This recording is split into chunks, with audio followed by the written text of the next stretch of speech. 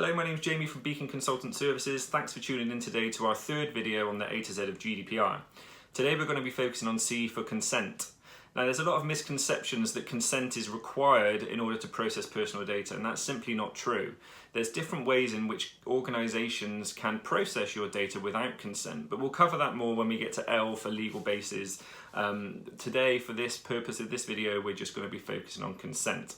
Now, you'll see consent a lot being used across various websites as an example. So, say you're signing up for a service with a company, you're putting in your personal information, and then just before you click submit, you may see a box that says tick here if you'd like us to market to you.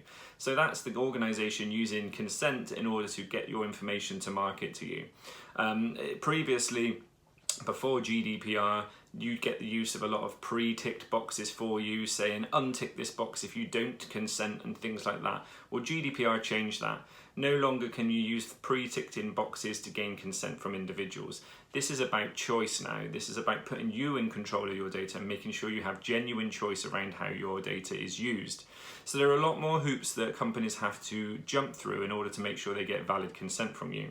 And for consent to be valid, it needs to be freely given, specific, informed, and an unambiguous indication by a clear affirmative action that you consent to your data being processed in that way.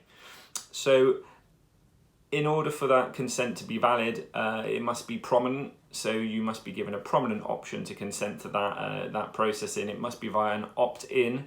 You must be given genuine choice. It must be consent for granular activity, so not bundling lots of different activities together to get your consent for that. And you must be able to withdraw that consent at any time.